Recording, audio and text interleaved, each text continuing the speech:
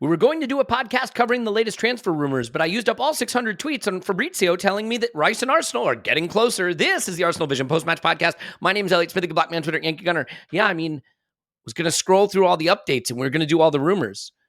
But the 600 Fabrizio updates that there's concrete closeness between Rice and Arsenal concretely moving closer to one another with Rice, Arsenal and Rice moving closer concretely. Yeah, after all of those, I was rate limit exceeded. I'm sorry. So unable to let you know what else is happening, which means we'll just have to discuss the quality of the players that we know are coming in. I think the way we want to do this is, we've talked so much about the rumors and the deals and what they mean from a business standpoint and what they say about the club from an ambition standpoint and the market and the value. But what we haven't done as much is really dig into the quality of the players and especially Declan Rice. I think when we covered it last week after the 105 million bid was discussed on our episode titled 105 million pounds, we really got into the dynamics of the deal.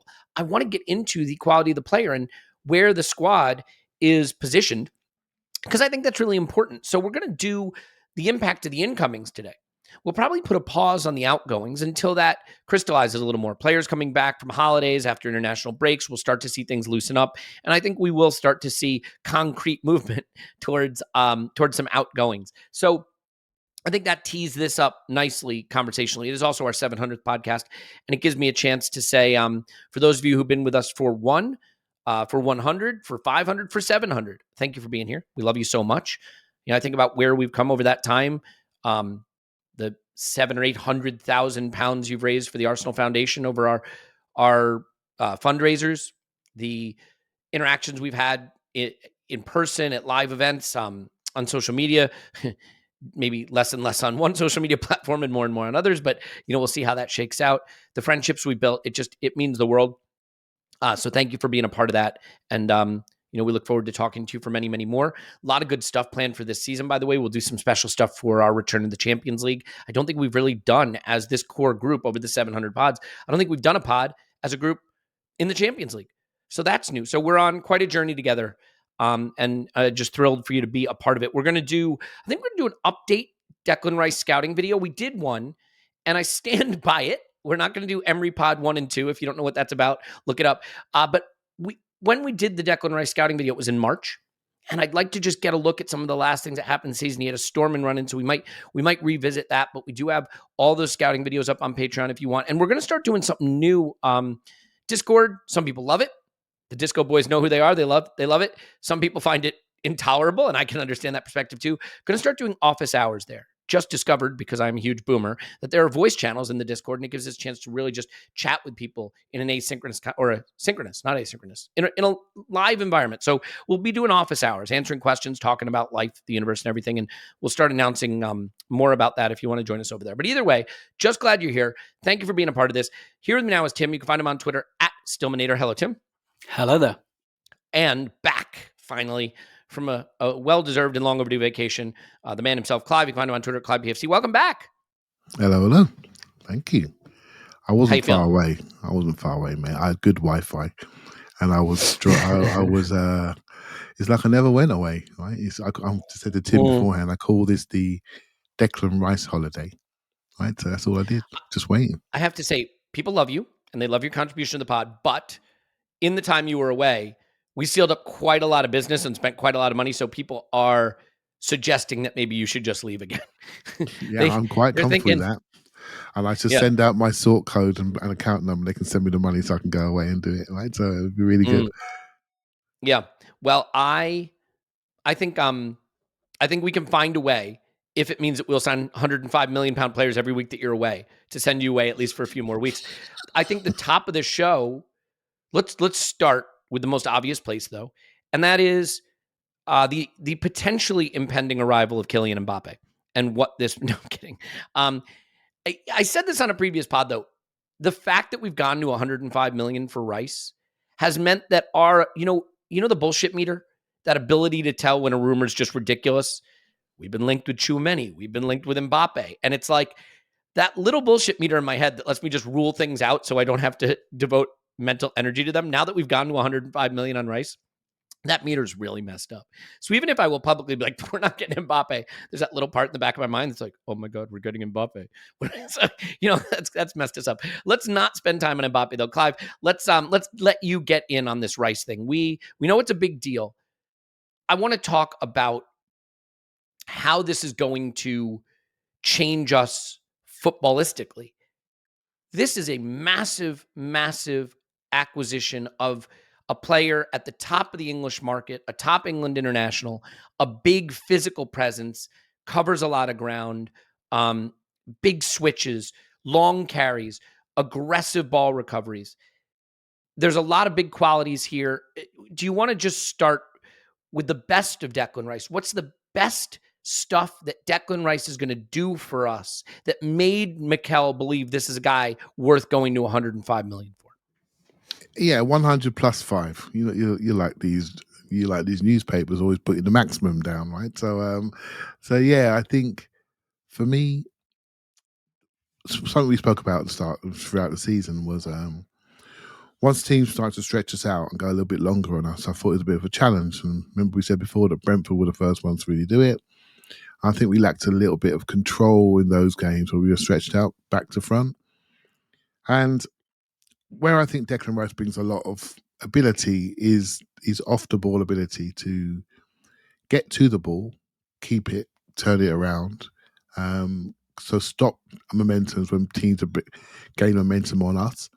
And also his ability to read the patterns of play off the ball when he's facing the game. And so he can then nip in, intercept, and transition and create accelerations and change momentums of games.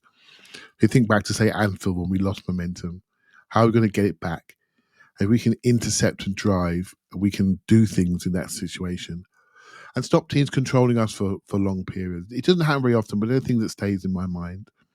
I think footballistically wise, I think he's quite easy to see. His feet are not as pretty as, say, Thomas Partey's, but his ability to have big moments in games is interesting. I also feel I'm interested to see him play when he's got good support around him.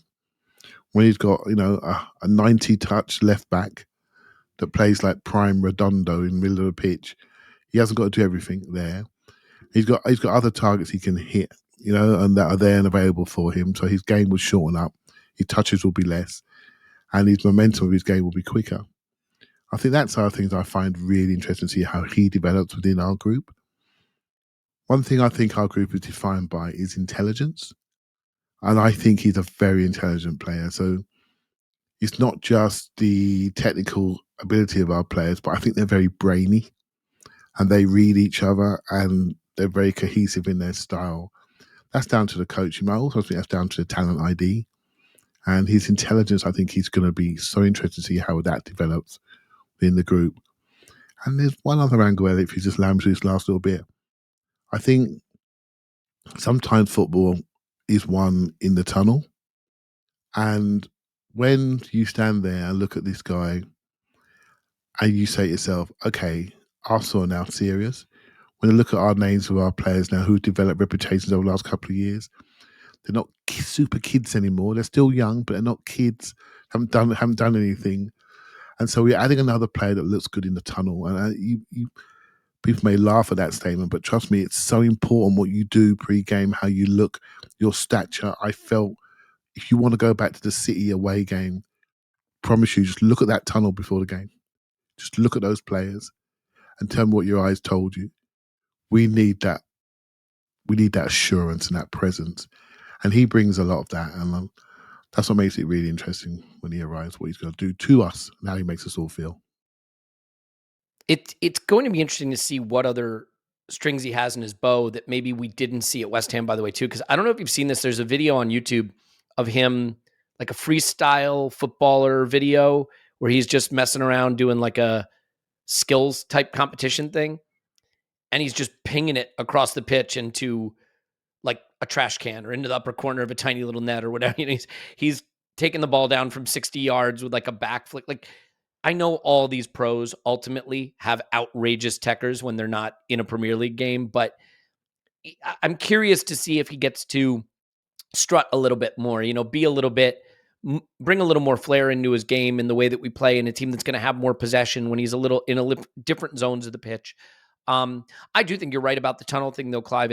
And while, again, there may be people that roll their eyes at that because the game's won on the pitch, not in the tunnel, there is a component of that. And the team that proved that maybe more than anyone was the Invincibles. The Invincibles were big and they intimidated you. And when you saw the size of that team, I mean, so much skill, but so much size. And now, with Gabriel Magalhaes and Saliba and Declan Rice, right? I mean, these are big guys. Kai Havertz is 6'4". I mean, you blow over in a stiff breeze, but he's not short. We're getting bigger and stronger, and Timber's no slouch. I mean, he's not exactly tall, but he's bigger. White is bigger. I just think that there is a physical power now in our spine that is intimidating. And the funny thing is, I think this gives us the ability to play slightly differently, Tim. And ultimately, we've said this to death, but I do think that the arrival of Rice and Havertz are linked. That if you're going to play with a player who is, I think, justifiably questioned in terms of how he will impact our defensive shape and off the ball in Havertz, that's an open question. Adding a guy who's elite at ball recoveries, who is elite physically in terms of his ability to cover ground in midfield and be, drop in towards that back line and shield and be a better off the ball player. I think those things are linked. The other thing that obviously you have to say is, would you rather have a 10 out of 10 player for 75% of the season, but a 5 out of 10 player for the other 25%, or a 9 out of 10 player for the whole season? I don't know if Declan Rice is as good as Partey is at his best, at least not yet. But I know that Declan Rice will likely be available more than Partey was and be consistent more than Partey was. Let me explain it this way. You know why West Ham avoided relegation and lifted a European trophy this season? Because Declan Rice hit imperious form in March, April, and May. He was one of the best players in the league the last 3 months. You know what Thomas Partey was doing that time? Either not playing or not playing well. And that's the second season in a row. So I think, Tim, that a team is not just about the characteristics of the individuals. It's about how they fit together. I think Rice's availability is a direct response to Partey not being available at the end of the last 2 seasons. Mikel Arteta in his Marca interview basically said, we lost the title because of injury and unavailability. So I think there's that part. And I think it's tied to the Havertz arrival. And I think his quality is worth the money, but his availability and his set of skills in light of the team we're trying to build, I think it all just fits together like a really nice puzzle piece. Yeah, absolutely. I think James Bench was on the last podcast and he kind of pointed out Havertz as well in terms of another player who's not been injured very often in his career so far. So it's clear Premier League experience, durability, finding that relationship between kind of relative youth and experience as well. So guys who are like, this isn't like the last Project Youth where it was guys who are between 18 and 21. This is much more of a between 21 and 24 type age group, but guys who've like played quite a lot. So because like Declan Rice is 24, but he's been in the West Ham team certainly as a regular for like the last 4 seasons, probably more. I think he made his debut when he was 17 or so. Like he's been around for quite a long time. I think you guys covered this on last week's pod very well without saying it in as many words, but I think you're exactly right that Rice and Havertz are linked. And I think that explains why we've probably gone further than we wanted to in terms of price on Declan Rice, because Havertz was in the bag and I think they were thinking, oh no, like you almost want those deals to happen the other way around, because like I kind of feel like having Havertz there is contingent on having someone like Declan Rice who you can overburden, who you can kind of leave on his own a little bit more in that, like, and not to say that Havertz is a defensive zero, because he's not, but at the same time it's clear that we're losing something in him to gain something in the penalty area, and you need to supplement that further back. So I think they're absolutely linked, and that's absolutely why Arsenal have gone this far on price, to the point that City have pulled out because their need wasn't as big. I'm with you as well. I'm really looking forward to seeing some of the things maybe we didn't see at West Ham, but not only and wondering what those are, because even when you buy from the Premier League, we still discover things about players. None of us thought Zinchenko was going to do what he did this year. Like, we bought him and it was like, oh, good left back from Man City. Tierney's always injured. Okay. And then he comes in and transforms the midfield. That wasn't really on a lot of people's bingo cards. So I'm looking forward to some of that. But also, I think more than that, I'm looking forward to seeing the things I do see him do for West Ham that I don't see a lot in this Arsenal team. So his ability to drive with the ball, for example. I think Partey can do that a little bit. He's got, like, Partey, when he gets the ball under control, he's got that nice stride forward. But I don't think he's... So as much as I think probably Partey's a better line-breaking passer at this stage, I think Declan Rice is better at carrying the ball than Partey. Who wasn't bad at that, but like Rice is elite at it. And so there are different ways of getting the ball from A to B. And, you know, you can carry it there as well. And dribbling and carrying the ball, that's very, very destructive thing to do to another team, to pull kind of teams out of position. I'm particularly interested to see if he veers over to that left side a bit, where I think Arsenal are going to... Because I think essentially what happened last season was the kind of plan was build on the right, quickly switch to the left. So kind of have your Saka, Ødegaard, kind of white triangle. They're all very tidy in tight spaces. Quick switch over to Martinelli, Jesus and Xhaka, who are slightly more chaotic. But I think with Havertz, and perhaps if Rice veers, you know, if he can drive the ball more towards that left side, then potentially we're transforming the left side a little bit as well. And look, I wrote about this last week. I think the way Havertz and Jesus could be like a false nine partnership, very, very different types of player where, you know, like, I guess I'd say Jesus is a dog and Havertz is a cat, you know, like Jesus is like very excitable, like, look at me, give me the ball, give me the ball. Oh, I want to go over there. Whereas Havertz is very happy, like crawling through the cat flap in the back door. And I can see that relationship working really well if you've got Jesus like smashing the door down and dragging three defenders away and Havertz just quietly slipping away. Like, I can really see that working as well. So, you know, there's lots here that I just think is so interesting with these two players. And yeah, maybe we'll talk about Timber in a bit, because I think that's maybe less clear. That one's a really interesting discussion, and a player that's very, very highly rated. I think the more I read up on him, the more I realize, first of all, Ajax didn't want to sell him, don't want to sell him, that he's a player they wanted to keep. He was wanted last summer, but they were willing to let Lisandro Martinez go, not Timber. So we'll come on to that. One of the things that is big in Rice's game and a big strength that I think could be really important, and I think is maybe low-key a big thing Mikel Arteta wants, the switch. He's excellent at switching play.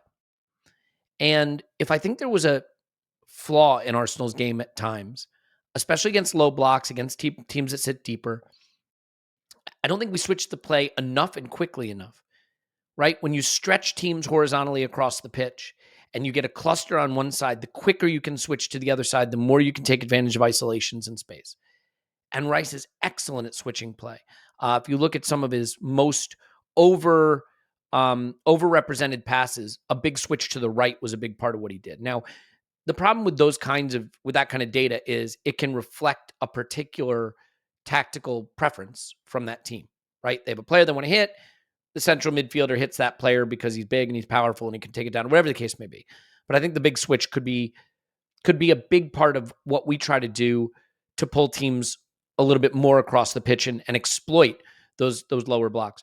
Clive, is that something you notice? I mean, in terms of the Havertz and Rice, I don't want to call it a partnership, but complement between the two of them in terms of what we gain in Havertz, maybe lose without Xhaka, pick back up with Rice. I think it's also interesting because as I look at the way City has evolved, right, and Stones stepping in and being more of a double pivot or being more in midfield, do you think it will still be Zinchenko sort of next to Rice? Do you think maybe Timber's going to have more of a role doing that? Like, because those are the pieces that I find a little harder to figure out how they're all going to fit together, how we're going to look when we're building play in our 3-2-5 or whatever shape that takes, you know? Yeah, it could be 2-3-5, and we could have two inverted fullbacks next to a centre mid. right? And so you just got to keep your mind open. I think if you look at Rice's data, he's primarily a left centre mid. He may not be in our team. He may be slightly to the right. If Zinchenko plays, and so that changes things. So a couple of things you mentioned there. So big switches. I'm not big on those big switches because big switches are telegraphed and they're good for Hollywood, but everyone can see when they're coming. And the key to a big switch is not the pass, is how you arrive to support the person that's now isolated. So they call it fast support. So you got to win the race to get around to create the overloads. That's the trick that makes big switches work. So when you see a player that's free, it doesn't mean nothing. He's on the outside of your team. So if you're a defensive team, you stay narrow, he can have it there. And if that ball's traveling 50, 60 yards, I just shuffle over, thanks, and send you backwards. So big switches look good on data, but they don't do much for you. Right? So, and another good thing about him driving, this is quite interesting, because if he is driving out of our defense, what that does is it sounds like a contradiction, but what it does is it forces people who are in good shape, good, they call it rest defense, good shape, to come inside to close gaps. And if you're driving the ball and passing the ball on the move and following your pass, you're creating a momentum. So when you big switch against a low block, you're switching to somebody standing still. When you're driving out, you're passing on the front foot, you're now creating a momentum. You're now creating acceleration again. Smith Rowe does it really well. He punches, turns around, follow his pass, momentum gained. One touch, bang, we're in. Penetrate.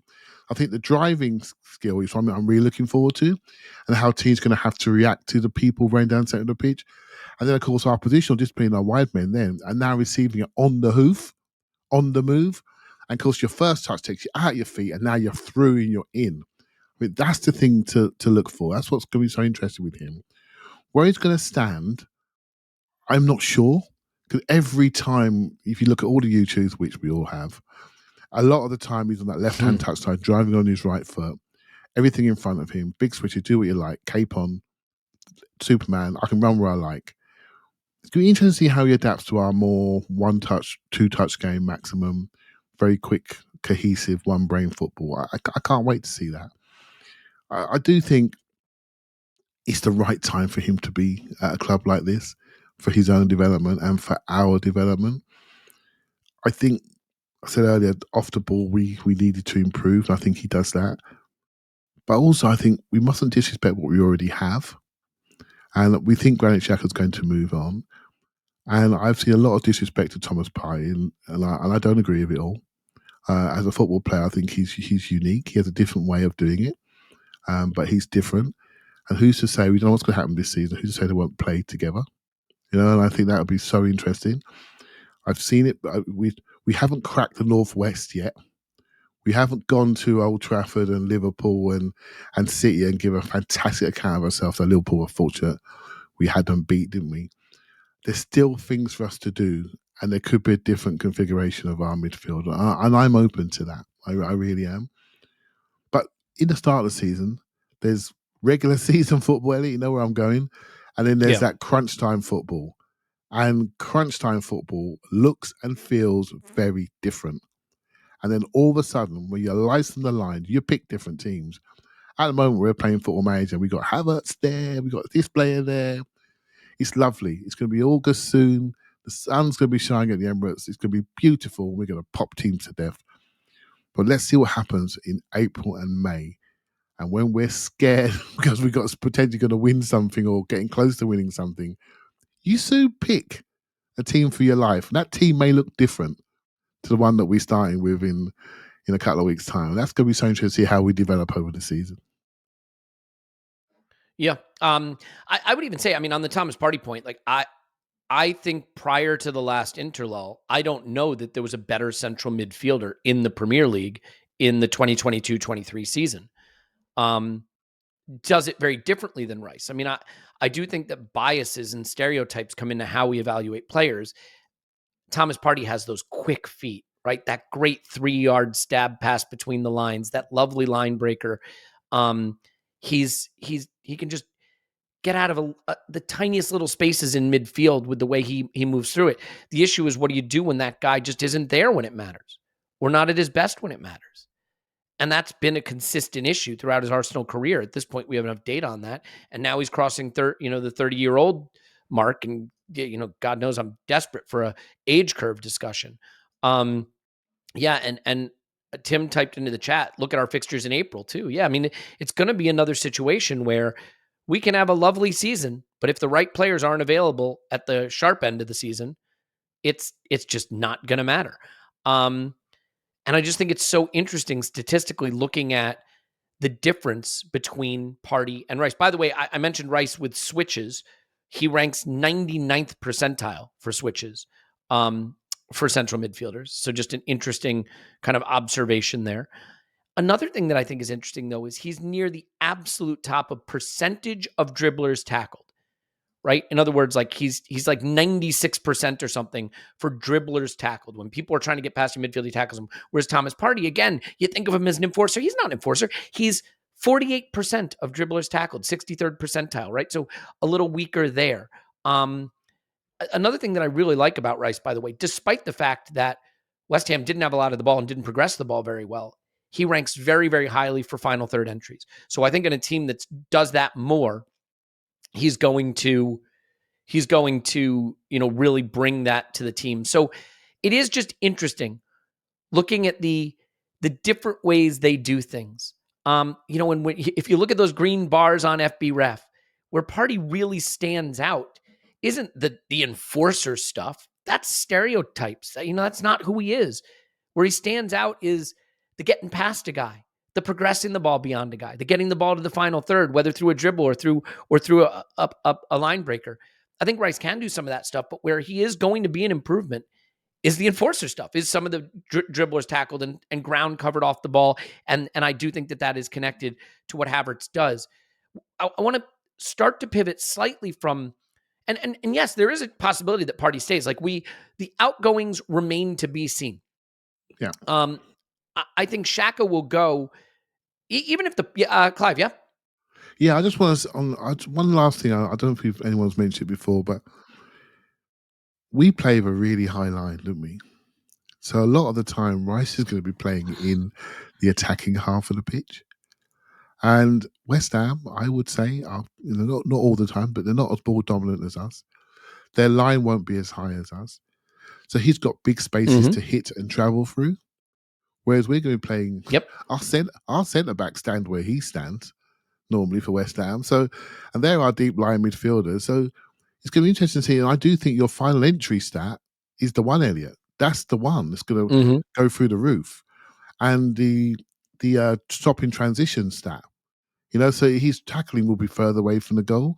And then that's how you create your momentums that way. So I think we got a new player to look at because he's playing a different style of football in a different team that's ball dominant, that's high up, that really pushes teams back. And he's going to be in that team, standing in the middle, making sure we keep people where they want to be kept. It's going to be an interesting adaptation for him, and that, which makes it all really exciting, doesn't it? Yeah.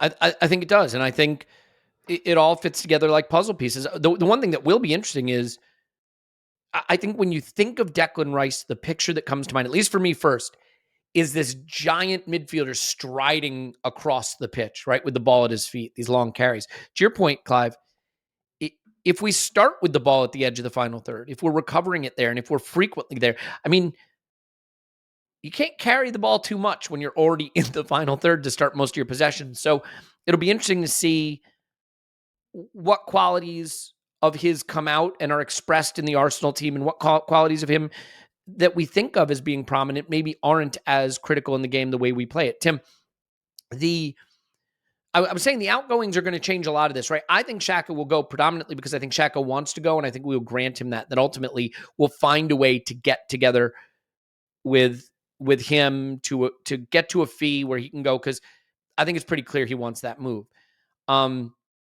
Partey, I don't think it's as clear. So we'll see. The Timber move is a really interesting one. I said this at the top of the pod. The more I read, the more I mean, we did the scouting video and he looked great. it was very, very clear what the technical level is extremely high, and what this guy can do on the ball is outstanding. But the more I read about him, just realizing how highly regarded he is and how highly rated he is, this is not a player we are bringing in a similar vein to like a Fabio Vieira to just kind of develop and see where he goes. This is someone who can play. But it's not clear to me where that would be. And I think if you look at Zinchenko, Gabriel, Saliba, White, that is the established back four. And I think the presumption would be that that's the back four we use. If it's Rice, Havertz, Odegaard, Saka, Martinelli, Jesus, that's the 11. Where's Timber going to find he's got an opportunity to disrupt what we regard as the first 11? And again, we have to stop thinking in 11s. We have to start thinking in 18s. We have to start thinking in first man off the bench. We have to start thinking in playing Tuesday, and Saturday, Wednesday, and Sunday, right? Or Wednesday and Saturday in some cases. We have to start thinking about a 55 to 60 game season. And when you do that and you look at Manchester City don't go, who's our established starter? Because there's different one or two every game. So maybe that is the case. But where are those minutes coming from? Is he going to share it with Rice? Is he going to share it with Zinchenko? Is he going to share it in the midfield? Where are Timber's minutes going to come from? Because he's good enough to take a bunch of them, I think. Yeah, definitely. And the kind of money we're putting down, like it's not, I'd put like Jorginho, Trossard, Tomiyasu, all of that kind of money was good squad player money. Like high level squad player money, but squad player money. Whereas this feels a bit more, I don't know exactly what the final fee will be.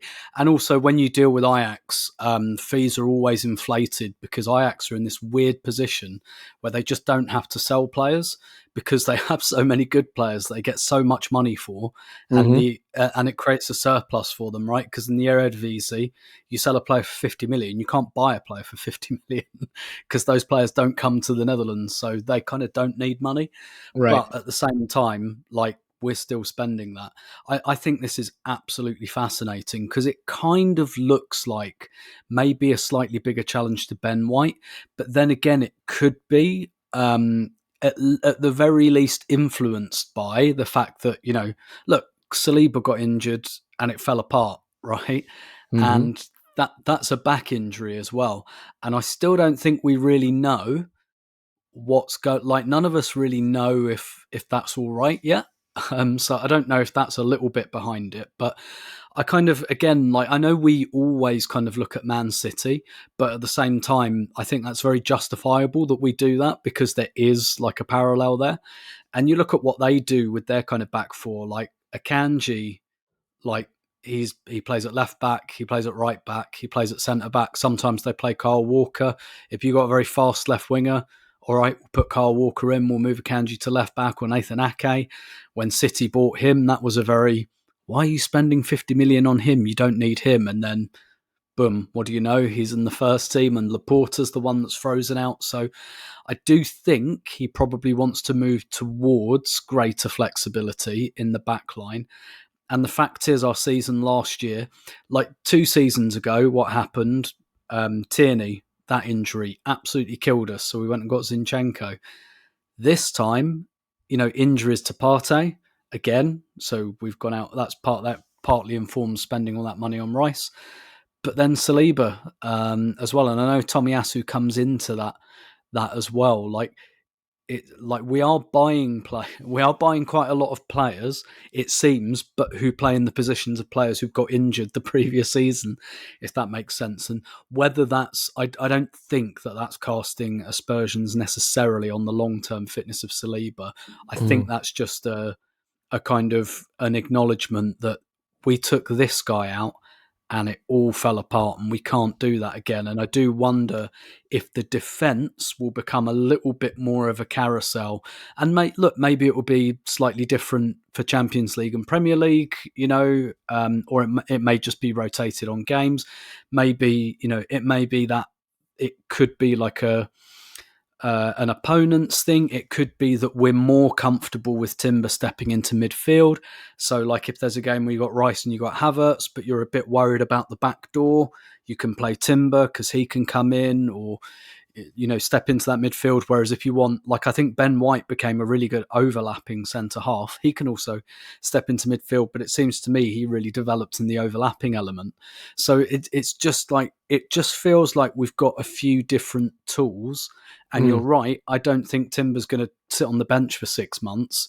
But I think where I see this going is that back four becoming more like 6 players that play the 4 positions, and it becoming a bit more of a carousel. Yeah, I guess you really do have to factor in the Saliba back injury, even if you don't want to. You have to think about it. And I think White becomes the guy who comes in for Saliba if he's not available, and Timber becomes the guy who comes in for White. There's just, what you're realizing is now we have that thing that we said we didn't have last season, which is a squad where whatever little adjustment you have to make, you're putting a very good player into that position. You're not putting a Rob Holding on or an untested Kiwior on. You're not putting a Sambi Lakanga in. You really do have the capability to bring someone into a position if someone is not available that looks really stable. And I think you also have the flexibility to do things like if a Rice wasn't available, with Timber, to bring him potentially into a deepest midfield role with Zinchenko next to him. And I know the whole, this ball playing center back can play DM thing is like a meme, right? Once upon a time, we were talking about Tommy Vermaelen playing defensive midfielder, but I think Timber has that skill set. You got to be careful on the FB ref thing, by the way, because if you look at Timber's like green bars on FB ref, every single passing thing is 99, 99, 99, 99, ball carrying 99, 99. But like they have him on the center back template, right? And he has not been playing as a center back. And that I don't think he will be for us either. I think it is that hybrid role that we call it inverted. I think the word inverted is just used wrong in football, in my view. He's not inverted. It's a hybrid role. He's playing a different role. We'll finish on this, but I'll bring in on that, Clive, because I think it is a curiosity for me to see how this very talented, skillful, on the ball player who can cover ground, who I think is a B+ tackler, right? A plus tackler, maybe not elite, but good enough, and then can do a lot on the ball. The way we're building our back line and the types of profiles we're putting at fullback are very, very interesting to me, and center back. Do you have a thought on the role? I mean, let's say, for example, Saliba couldn't start the season. Do you think White would be center back with Timber outside him, or vice versa? How do you think those minutes get allocated to Timber? Yeah. So I think White showed in the last 2 games he's a very good centre back, and we just forgot. Right. So that's why he was my player of the season. I think he allows us to do so many different things, and he would have played there if Tomiyasu was fit, and who knows what would happen towards the end of the season. So if you just think about this a little bit differently, right? Just think about this back 5 group. The back 5 group stabilize the team, and they provide our first phase build up. Right. That's what they do. And so when we lost Saliba, what was you screaming about, Elliot? We couldn't pass in that right hand side. We couldn't build up. Because we couldn't build up, we couldn't maintain waves of attack. We lost controls of games. So what did we try to do? We tried to move Thomas Partey over in front of Holding. Remember those pass maps?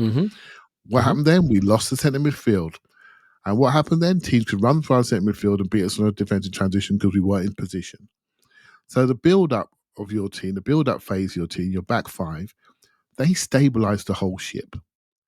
And so to have that, you've got to play at a certain line, a certain height. So you've got to have certain attributes, which is speed to the collisions, the ability to press and delay. Delay is a big defensive principle, right? Your ability to keep the ball and build up and pass. So you're technically able. You've got to be physically tall enough. And that's very important for certain positions. If you're not physically tall enough, you better be sharp off the mark on the front foot. And you better be able to take people out before they even think about coming towards the goal. And that's what Timber's like. You got someone like White who's very composed, Saliba very composed, Gabriel a bit more dog-like. You need that balance of defender to make sure you can head airplanes out your box. So we now have a group of defenders, one-on-one. Tomiyasu's another one. Kiwior's developing. When he gets a bit more aggressive, I think people are going to see his passing ability, which is outstanding. His composure's already showing. So you have this group now. You can just mix and match them, as Tim said, right? So, but they're all the right type. They have the right type of defensive and build-up principles. And so, mate, let's just watch it, shall we? Watch and see where they get picked, where they start, who's in form, who's fit. Rather than play Sleeper with potentially a back injury until it pops, we don't have to bring someone else in until make sure we look after him and look after his career. I don't think Sleeper's going to start the season. I generally don't think he will. But there was a picture of him training last week, which looked very promising. but yeah, who knows? Right, we'll soon find out. But if he doesn't start the season, we're okay, aren't we? If you make this signing, we're not panicking. We're okay, and I think that's where we need to get to. We struggled a little bit without that stabilizing factors in our second group, not the first group, the next group. They're not the right profiles, so we lose our team. And when we lose our team, I do. I rush to solution. I start shouting things like double pivot and can we protect our centre backs and do we need to keep a fullback in? Because what I'm really doing is panicking to the fact that we've lost our principles, lost our structure, lost our stability. Hopefully this year we've got enough defenders that stop us with that, going for that stressful moment over towards in the season when Sleeper dropped out.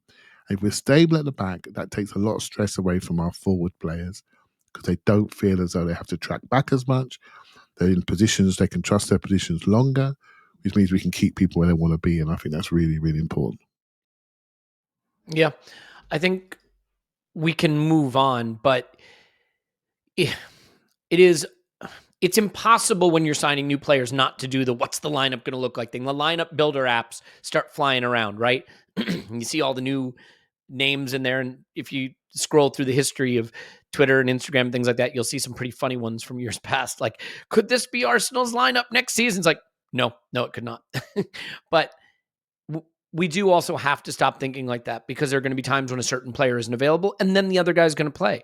Or there's going to be a Champions League lineup and there's going to be a different lineup. There's going to be a big game lineup and a minnow lineup, right? There's going to be the team you put out when you think you're going to dominate possession and the team you put out when you think you're going to have to play in transition more. So now we have the ability to do that.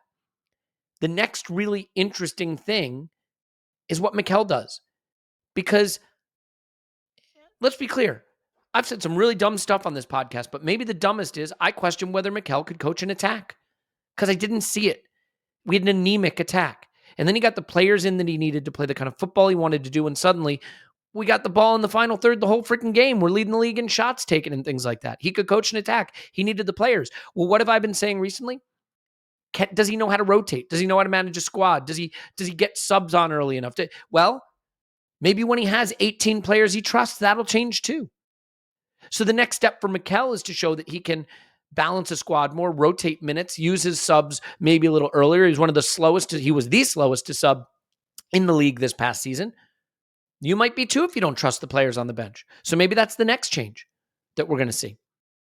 And so I think there'll be a lot of interesting evolution happening. There's a lot more I want to talk about, including some stuff happening for the women's team as well. Before I get into that, I want to let you know that this podcast is sponsored by BetterHelp. But, BetterHelp has been a sponsor for this podcast for a while now. And I always say the same thing about it. I say the same thing about it because I think it is fundamentally the critical component of this service, this company. BetterHelp is a way to get you access to therapy that maybe gives you a chance to try therapy when you wouldn't have before, because you don't have to get in the car and drive to an office. You don't have to try to find a therapist by driving around town or Googling who's good and seeing if they're taking new patients and, oh, this one's not and that one isn't. Or there's no one in your town that has a specialty in the kind of thing that you're trying to work on. It lowers the friction and the barrier to trying something that I think is really important to having a successful and thriving life, not just when you're in crisis, but every day. Every day. Lately, I have found myself dealing with anxiety. I have no idea why. I cannot for the life of me explain why I feel it. I just feel it. Maybe it's just, trying to do too many things, overburdening myself, not taking time away, the buildup of too many responsibilities, but I feel a lot of anxiety and I've had some shortness of breath symptoms with it and tightness in my chest. I'm not embarrassed to express this, but I know that these are the kinds of things that we sometimes suffer with alone. And therapy is my go-to approach when I feel like there are things in my life that I'm starting to lose a little bit of control over. BetterHelp is a way to do it. You can get paired with a therapist, camera on, camera off, change if it's not a good fit for you, find someone with the specialty you need. Maybe it's more cost effective than if you had to do it another way and you don't have to get in the car and drive there, so it might fit your schedule more. Give it a try. Let therapy be your roadmap to a better life with BetterHelp. Visit betterhelp.com/vision today to get 10% off your first month. That's BetterHelp, HELP.com/vision. Do it now. And once you are taking care of your mental health, your future's so bright, you're going to need shades, and that means you're going to need Oakley shades, and I love them. And I should mention that Kylian Mbappe wears Oakley, and if you want to support the new Arsenal striker, Kylian Mbappe, then you should buy the shades he wears. So the thing I will tell you about Oakley is that there's a quality to them that I noticed the minute I put them on. So the frames just fit better. They stay on. Sometimes I'm running around after my kids outside, or I'm doing a sporting activity poorly, but doing it. I could never wear any of my other sunglasses because they just fall off, or they have to put the little like string around your head or whatever that holds them on. I hate that. Oakleys stay on for an active lifestyle. They look good for all day wear. They've got designs that are unique because so many sunglass companies focus on designs that, frankly, are just cookie cutter of everyone else. Oakley has prism technology. My dad stole a pair of my Oakleys because one day we were driving and he put them on just because he had forgotten his sunglasses. And he's like, this is so clear. I can see everything so well. I'm keeping these. Like, thanks, Dad.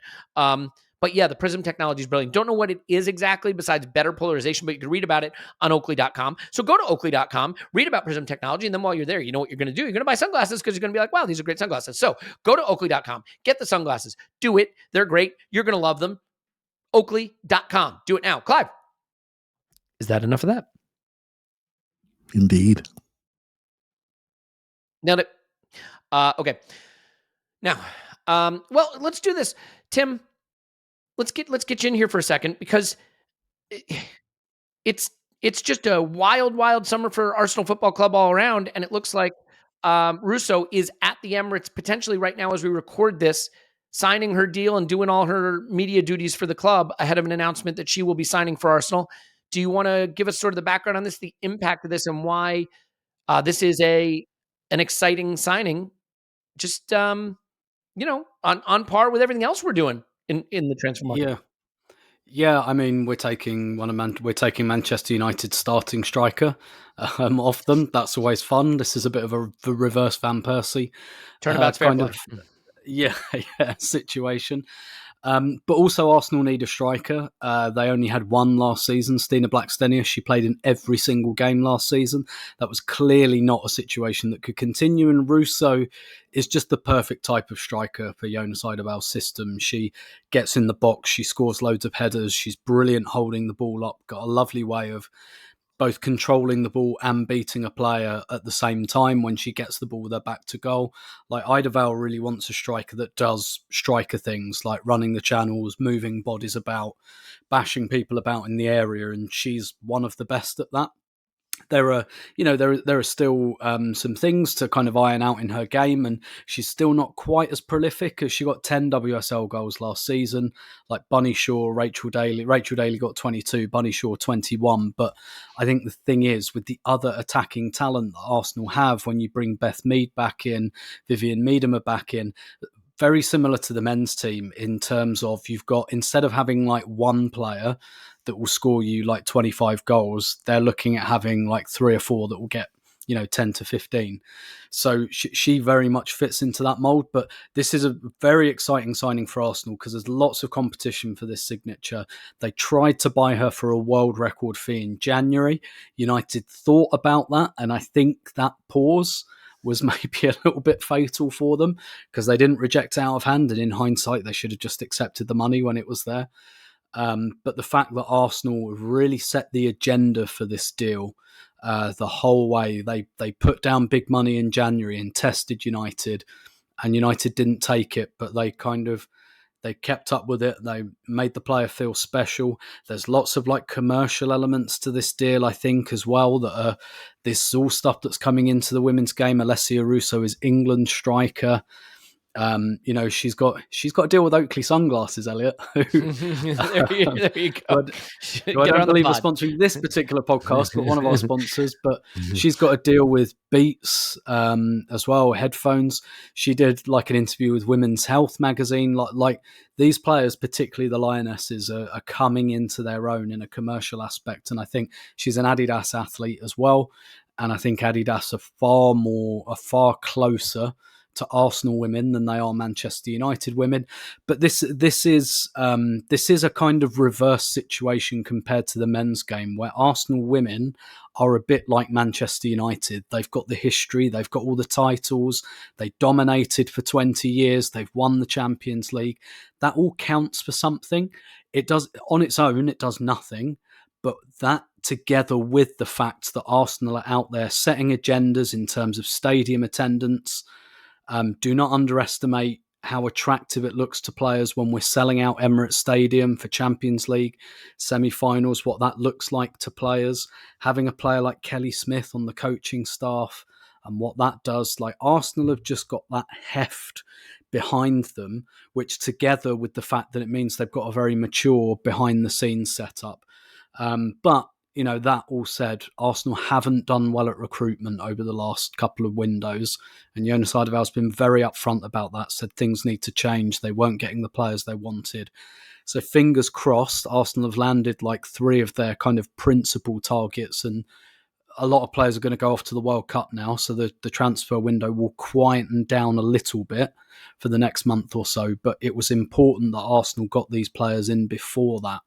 And fingers crossed, it looks like they've kind of improved there. And it looks like, those of you that have been paying attention, Edu's started cropping up in all these photos of contract announcements and transfers now. And they're all done at the Emirates and all of that. Like, I think there's some good join up there. And that's an advantage that Arsenal have over Manchester United in the women's game, who've only been around for 5 years, don't have that maturity of setup, don't spend as much money on their women's team as Arsenal do. Like Arsenal have, that I think speaking more broadly, not just about Alessia Russo, what Arsenal realise is this is an expanding space, probably more than any other element of football. This is where the room for growth is.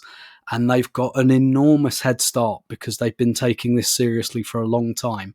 And just from a commercial marketing point of view, don't squander that advantage. You've spent a lot of time building that up, and now the game's going to another level. Arsenal are setting agendas, and that's exactly what they should be doing. Yeah, Clive, don't want to shut you out of this. Your thoughts on the player, the signing, and just Arsenal flexing their muscle, not just on the men's side, but on the women's side also, where, as Tim said, they have a big head start on being one of the giants of the game. Yeah, and when they were really invested in the women's game before many other clubs did, we just accept it as Arsenal people. It's what we do. But now you see the rest of the game changing, and you think, crikey, I'm so glad we were that team that did that early on. And you got to look at the outside of the stadium now. It tells you what Arsenal think about the women's team. It's there live and direct on the paintings, on the walls, right? So, talk about, obviously Tim's got a great summary there of what's been happening around the commercial side. And we speak about the expansion of the game a lot, myself and Tim, about the speed of the expansion and how the game can manage this appropriately, particularly around scheduling and commercials. I mean, there was just even recently around the World Cup, there was a problem with the TV deal leading up to the World Cup and lots of commercial opportunities missed by players. This is important. They put a lot of work in. Their professional athletes. They deserve the opportunity to earn money while the game is growing. The money they would earn a few years ago is not the money they can earn now because of the revenues that are coming in based on their hard work and the marketing of the game. And Arsenal have marketed the game really, really well. And we are able to take a player like this, 24-year-old England centre forward at her peak or just approaching it. We can take them and say, come play for us. That's the equivalent almost of, say, Man United taking Rooney out. There you go, come play for us.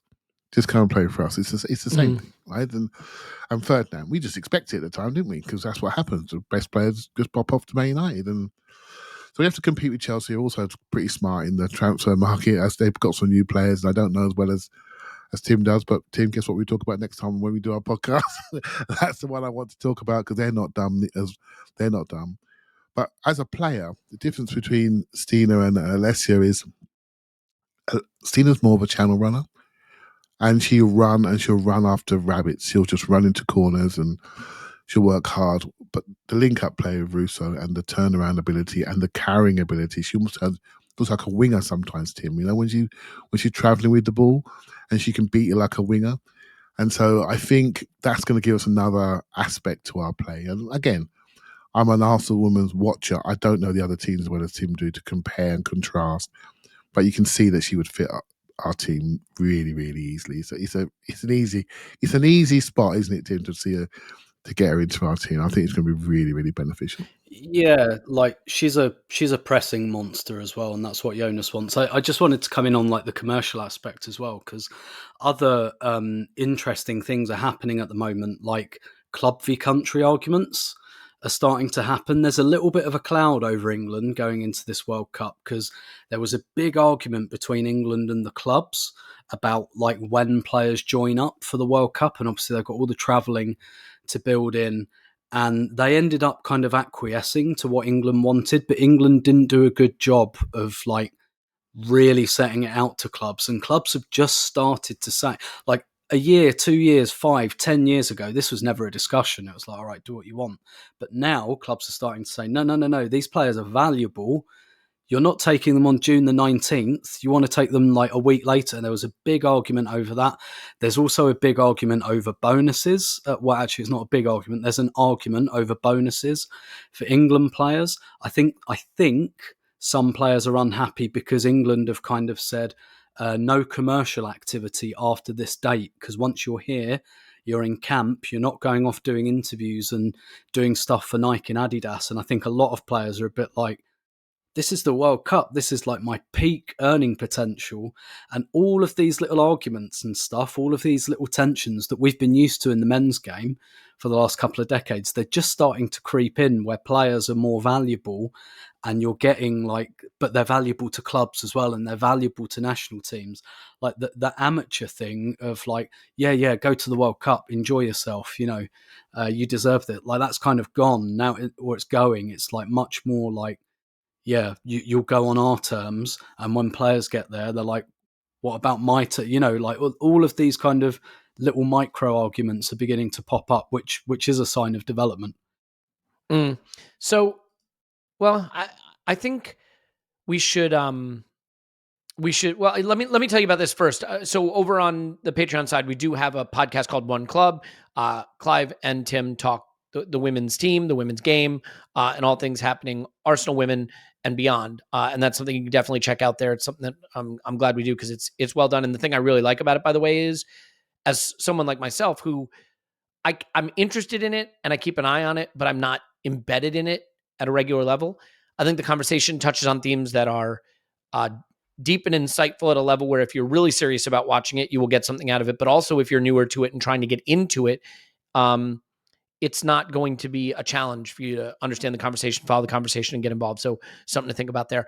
One thing I want to just quickly bring up, and I think this is going to receive a mixed reception, but I want to talk about it, so we're going to talk about it. Cesc Fabregas retired. And I just want to mention it because Cesc Fabregas, I am not embarrassed to say, is one of my all-time favorite players. And outside of Thierry Henry, he's probably the player I enjoyed watching most at Arsenal in the entire time I've been watching the club. I see him as one of the Arsenal greats. I know some people see him as a snake because of how he left the club. Obviously, he went and played for Chelsea, which was very painful, but I think pretty clear he would have liked to have come back to Arsenal for a variety of reasons, some of which make a lot of sense, some of which I'm less excited about. He didn't get that move back. Tim, let me stay with you and start with you for a second. How do you think about Cesc Fabregas, his time at our club, his place in Arsenal history, and his rightful role there? The club tweeted out nice stuff about him and some highlights. I mean, I am a person who believes that he has an affection for Arsenal. Sometimes players, ape fandom and pretend to have an affection. I know for a fact he used to read, Arsblog, for example, right? I think he really felt like Arsenal was a part of him. And I have always believed that it is a complicated situation with how he left because, first of all, he went home to where he's from to play for the player he idolized as a manager before he moved on, with his friends who he had won the World Cup with. And he had been promised a move if he stayed another season. And then we kind of, I think, tried to renege on that and ask him to stay still more. But he did go on strike, and that rightfully has people upset. How do you parse all the facts and look at Cesc Fabregas, and where do you come down on his place in Arsenal history? Yeah, I think this whole subject is fascinating, and I think his retirement is like one of those little bookmarks in this story that we kind of needed, because like I think history, like, so my personal feelings of what I've always felt a slight taint. I don't think he's a snake or anything. I wouldn't go that far. I have always felt a slight taint, and I've never really been able to sort out how much I put that at the feet of the player himself, or the fact that it broke all of our hearts when he left, regardless of the reasons for it. I don't think Arsene Wenger ever really got over that either. I think we lost a bit of Wenger maybe after that whole summer in particular, and that's not necessarily Fabregas's fault. I also think some of these things, it's a bit like Ashley Cole, clearly not as emotional as that was, but you know how time's gone on and Arsenal fans have softened on Ashley Cole, and actually a lot of that is not just the passage of time, it's because the stuff that happened at the time felt kind of outrageous, but now it's normal. Now, like in 2005 or 2006, if like the club offers, promises Ashley Cole 60k and pays him 55k and he goes mad, at the time that was, you greedy arsehole. Now there's no way we'd look at it like that. We'd go, why aren't you giving him the extra 5k a week? Because like times have moved on and stuff like this is different. It's kind of the same with Cesc, like the going on strike thing. Lauren Koscielny's done that now, like the most model professional we've probably ever had. He's done that. Like it's kind of normal. I also think the Arsenal-Chelsea thing has become a bit more normal. We're a bit more used to seeing that, because that I'll admit it was a bit of a taint for me, but at the same time, I thought that there were footballing reasons not to bring him back in 2014, which I stand by. To be honest, I just don't think it was the right time with what we were building. Like, we were in a situation when we had Cazorla, Wilshere, Ramsey and Ozil, and we couldn't fit them all into the team. And I really don't see how adding Fabregas to that would have done anything other than made that a lot worse. So I thought footballing, I always thought people regarded it as an emotional decision for Wenger. And maybe there's a bit of that. In fact, I wouldn't be that surprised. And I know he kind of said never go back and all of that, but we did see him go back for players. I felt football-wise, that was a football decision. I think it was a sound one. And look, from the player's point of view, I'm sure he would have come back. And when it didn't happen, it was like, okay, well, actually, Chelsea's quite a good offer. And he won the league with them twice. So, like, he wasn't wrong from a career standpoint. I wonder with Cesc as well, whether... I don't know if the word regret is too strong here. I think we all understand why he went back to Barcelona and went back to that team, but he didn't really fit that team. And like, I think there was one season, his first season at Chelsea, where they had Diego Costa up front. Like, as soon as I saw that same summer, Costa Fabregas, it was like, we all know what's going to happen here. And sure enough, we rock up and play Chelsea at the beginning of that season. Fabregas, long ball to Costa, goal. Like, it was like, we're going to see that goal a lot. But then the team moved away from him, I think, when Costa came out of the team. Because the thing with Fabregas, for me, you have to build the team around him. You have to commit to that player. And Barcelona didn't really do that, and for completely understandable reasons. Spain didn't really do that for largely the same reasons. Chelsea did it for a bit, then they didn't, and he became surplus because, like, you lose some stuff when you have him in central midfield. You need two midfielders around him, and you've really got to commit to him. And Arsenal did that. And I think Arsenal was the only team in his career who was like, this is your team. Like, we sold Vieira, we sold Henry, we chopped a lot of trees down out of that forest right? To make him the kid. Yeah. And I also think that's why it hurt Wenger as well. I don't think it was just an emotional thing. I think there was I sold Henry, Vieira, Pires, Young, but I sold all of those guys for you. And now you're going. But I think that was always a flight risk. So that's a really long answer, but I haven't really got there yet in really deciding how I feel. But I also think the passage of time will move that on, and actually his retirement is actually like a little bit of closure, a little bit of clarity. And I do think that history will probably judge him well, because he was a phenomenal player, and he does come across as a good guy. I still think he does when he does media and stuff like that. Like he seems like a decent guy. He got into the wars for us. You know, he got involved in the kind of fights and battles at Arsenal that I think the sort of mercenary player doesn't really care about, who's just collecting a paycheck. You know what I mean? It was tough. He came up with a young group that had to replace the Invincibles. And in 07, 08, they got close. And like, everybody left. And it was like... It's very Liam Brady. It's very Liam Brady. Like Liam Brady, one of the best players the club has ever had, but in a very bad era. And just like Cesc won one FA Cup, and 23-24 was just like, sorry, I'm going to Juventus. And maybe if he'd played for us 10 years earlier in the double team, or as that double team was emerging, like he'd have been, or if he'd played 10 years later and he'd been like more towards that George Graham, he was just in the wrong era. And I kind of think that's what happened to Fabregas as well. But at the same time, the paradox is it was the right era, because we were in a position where we could turn the entire team over to a 19, 20-year-old kid. If we were better, if if he was like 3 years younger and he'd come up in that Invincible era, would we have done that for him? Could we have? I'm not really sure. So probably not. There's a lot of questions around this that make it very complicated. I think the way that the team that was built to be the team after the Invincibles fell apart, the idea of having to now build it again and be surrounded by all new shit again on an absolute pittance of a budget, right? What was our record signing at the time? 15 million, 10 million. I mean, and to go home and play with the best club team in the history of the game, potentially, with the best player of all time, with the guy he idolized, with his friends at home. I don't know. I struggle to be critical, but maybe it's because I just love the player. Clive, I know it's a complicated relationship for you because he was the guy tapped to replace your favorite ever Arsenal player, right? I mean, Vieira was the guy you loved. Our favorite ever Arsenal player couldn't run anymore, so it wasn't that difficult. Okay, right? So where do you come down on Cesc? I think from football side of things, he showed me that there's a different way to play this game.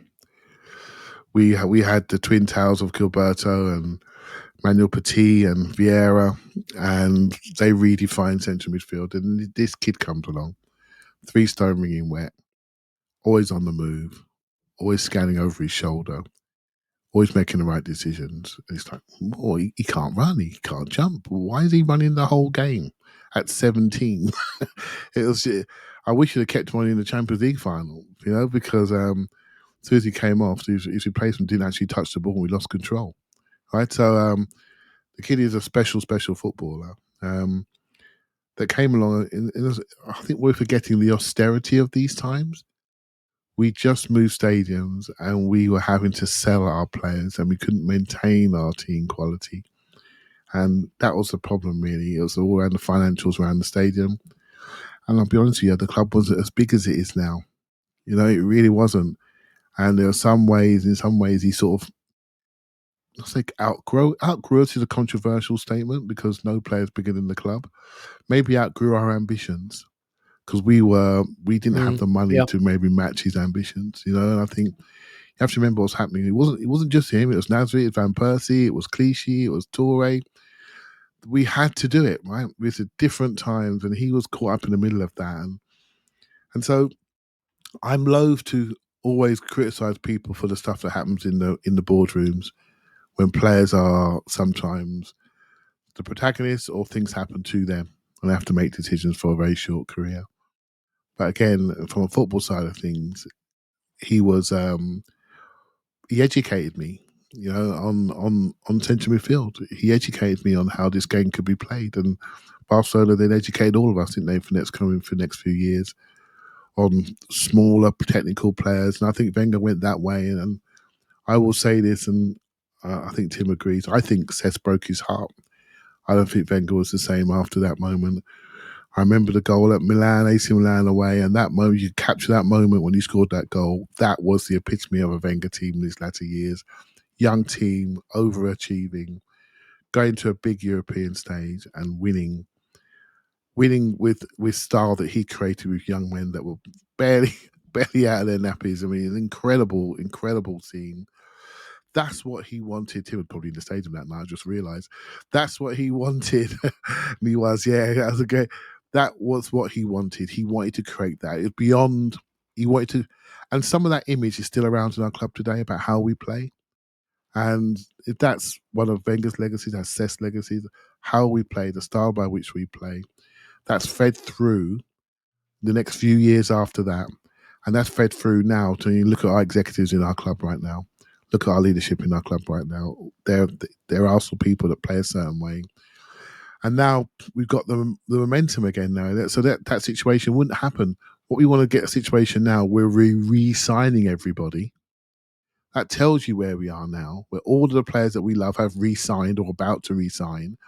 And we are signing big players at 24 from our London rivals.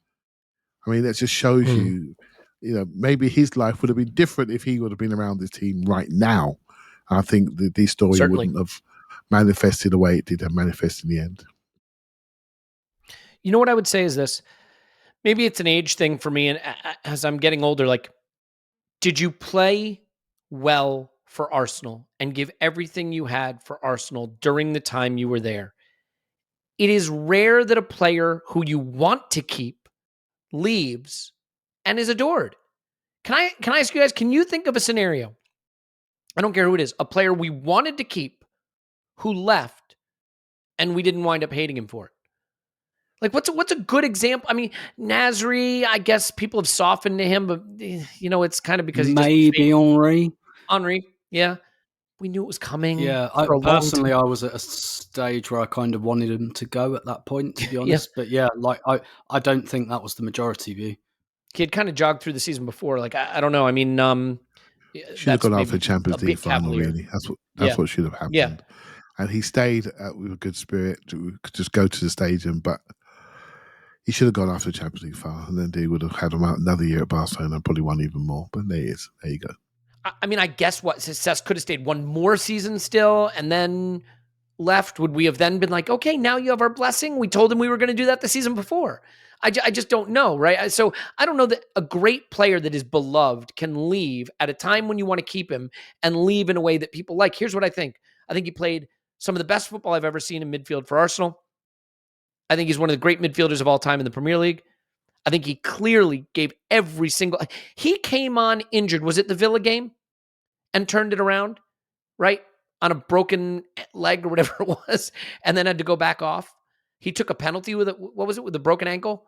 Like, okay, he did the back heel thing at the new camp. Like, not great. But like, I feel like the guy played great. He played hard. He gave everything he had for the club.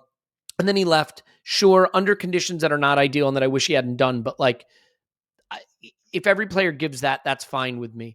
I can look back at players like Alexis Sanchez, right? I don't love the end of Alexis Sanchez's time at Arsenal, and he never really felt Arsenal to me, but he's brilliant. And I can celebrate what he was at the club. It's just maybe I compartmentalize that way because I also recognize it's a career for these guys. And there's a lot of factors in it that don't, that don't involve us that we can't really control. So it's just kind of how I think about it. But man, Clive, you really encapsulate it. You look at the distance we've traveled as a club and what we're doing now and the ambition we're showing and the things we want to do. And it's just a new era. And now I look at it and man, like Chelsea and United, like they're down bad. They're struggling with stuff. It's not going great for them in the market with everything they're doing. Like, here's how bad it's gotten for Chelsea. The club account retweeted Reece James saying he wouldn't go to Arsenal, basically. like Like they got nothing going on. And I do think, by the way, well, we can end on this. Clive, I'll just stay with you for a second. A lot of people are like, oh, we dithered on Rice. Or what the hell's taking so long? I mean, it's barely July and we're going to have 3 huge signings done by the first week of July. And you look at Chelsea struggling to get deals done, and you look at United and the kind of players that they're looking at and the way they're struggling and stuff. And I know Liverpool have done some good business and they just got Szoboszlai, but like you look at some of the other clubs and the way they're struggling, and I think it has to put into context how proud we should be of the way the club has operated to try to get these huge deals, complex deals done pretty quickly, given that there are some clubs with a lot of money and a lot of stature that are not finding it as easy to do the same. Yeah, and what's exciting is we've got quite a clear picture on how we play. So when these signings become available or get close to become available, we can plug and play them in our minds and start doing the first 11 stuff, and we know how we're going to play. And there could be a tweak here and there, but we generally know what we're going to do. So Liverpool, for example, they got McAllister and Szoboszlai. I don't know where they're going to stand. I don't know how their midfield's going to change based on what they've done historically. And so they have to develop a new way of playing because they've been overrunning midfield. They're going to move Trent inside. They need a different left back. They've got a few things to do. Chelsea got a few things to do. Their team is quite young in some areas, very talented names on the sheet. But, they've got a lot of work to do, and they still will continue to do it. And I think where we're going is really, really positive. And more importantly, you don't get these players unless they're listening to the message that's being told to them. And they can't wait to get here, right? So, football, I always say this, football's a village, right? And people chat. If your coach is an idiot, well, I'm sorry, mate, it's not going to happen. I'm not coming there. If the dressing room's not right, I'm not coming there. It's easier to talk to people. It's easier to find out what's a club like. You go and speak to someone. Yeah, what's it like there? Well, it's not good, mate. It's toxic, blah, blah, blah. That's not happening at our club. People can't wait to get there. And that's what you want. That is what you want. And then you become that team, and you can start taking people. Rather than us, we're talking about the Cesc era. What happened? People took our players. They took them one after the other, right? And it's heartbreaking at the time, but it was a signal to where we were, right? So I'm very hopeful. I'm worried about expectation. I'm worried about what happens if we lose the wrong games. I'm worried about losing what we have now, which is excitement, ambition, and unity. I worry about that. But I've also got to not worry about that and embrace the fact that we are really trying to improve. And we're not this drifting club we used to call an investment vehicle. Remember those days, Elliot? We used to call ourselves an investment vehicle where we weren't sure if anyone cared. Well, now we care. And everyone's aligned. And the rest is just football, which we all love, and we see how it goes, but we're definitely heading in the right direction. I'll tell you what is going to be scary. What is going to be scary is the extraordinary scrutiny that we place on every single preseason game, because it's coming. The first bad Declan Rice pass, or the first time Havertz misses a chance, against someone in preseason when they're jogging around and playing next to 14-year-olds. It's going to be interesting, because I think with these moves, with this spending, comes even further increase in expectations, and trying to give the project TM time. I'm not saying, no, here we go again, low expectations. I don't mean that. I just mean like time, like the first half of the first preseason game. We don't need to apply strict scrutiny. Let's just put it that way. We're going to all have to take a deep breath and let this thing congeal just a little bit, but it is exciting seeing it coming together. I think we can leave it there. This is one of those pods where you just know you're like a day or two ahead of the big stuff happening. But to be fair, by the time Rice and Timber get announced, as exciting as it will be, we will have covered it in detail. So there's plenty of stuff that we can do going forward. And I think we can start to do some of the look ahead to the season, what business remains, talk about outgoings and the things that are going to finally shape what this squad looks like for a season that could be a very, very exciting one. We'll leave it there. Tim's on Twitter @Stillmanator. Thank you, Tim. My pleasure as always. Clive's on Twitter @CliveAFC. Thank you, Clive. Thank you very much. Good to have you back. Paul will be on in a nearby future podcast as well. My name's Elliot Smith. You can block me on Twitter, Yankee Gunner. Thanks, everyone, for being here. 700 pods done. 700 to go. and then probably 700 more after that. Stay tuned. We love you, and we'll talk to you after Arsenal 10 transfer window.